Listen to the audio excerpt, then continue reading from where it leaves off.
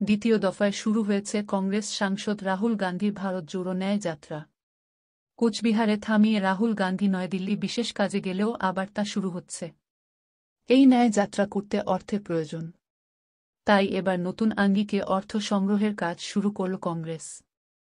শনিবার অর্থ সংগ্রহের জন্য ন্যায়ের জন্য দান করুন বলে টাকা আহ্বান করেছে কংগ্রেস। তবে সেটা শুধু হাত পেতে টাকা নেওয়া নয়, বরং ওই টাকার বিনিময়ে মিলবে কিছু উপহারও, যা নিয়ে জোর আলোচনা শুরু হয়েছে।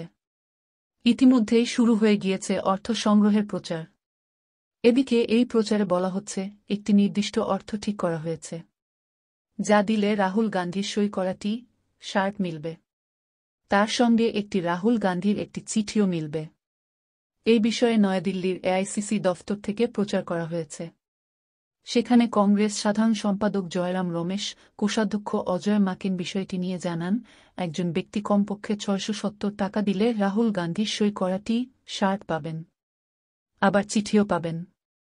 এটা একটা উপহার মাত্র। একদিকে টাকা তহবিল তৈরি করবে, আবার এই টি-শার্ট জনসংযোগের কাজ করবে, এমনটাই মনে করছে কংগ্রেস শীর্ষ নেতৃত্ব। অন্যদিকে আগে দেশের জন্য দান বলে অর্থ সংগ্রহের কর্মসূচি নেওয়া হয়েছিল।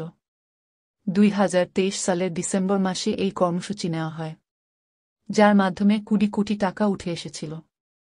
আসলে এটা শুধু অর্থ সংগ্রহ কর্মসূচি ছিল না, কংগ্রেস কর্মীদের উৎসাহ দিতে এই কর্মসূচি নেওয়া হয়েছিল। এবার নেওয়া হয়েছে ন্যায়ের জন্য দান কর্মসূচি।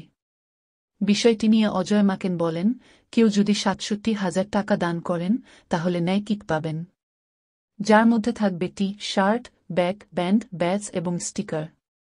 আর যার যা সামর্থ্য তেমন যদি কেউ দান করেন তাহলে রাহুল গান্ধীর চিঠি পাবেন। সই করা চিঠিতে দানের কথা লেখা থাকবে। এছাড়া ইতিমধ্যেই এই কর্মসূচি ঘোষণার ২ ঘণ্টার মধ্যে ২ কোটি টাকা এসে গিয়েছে তহবিলে বলে জানান মাকেন। তবে অজয় মাকেনের কথায়, আমরা কর্মীদের থেকে এই টাকা নির্বাচনে প্রতিদ্বন্দ্বিতার জন্য তুলছি না। যদি কেউ এমন ভাবেন যে এই অর্থ সংগ্রহ করা হচ্ছে নির্বাচনে লড়াই করার জন্য, তাহলে তিনি ভুল করবেন। আমরা কখনো এই কাজ করি না। এটা আপ বা বিজেপির মতো রাজনৈতিক দল নয় যে অর্থ সংগ্রহ করাই কাজ। আগামীকাল বিহারে রাহুল গান্ধীর ন্যায় যাত্রা প্রবেশ করবে। তারপর ৩১ জানুয়ারি তা মালদায় পৌঁছবে।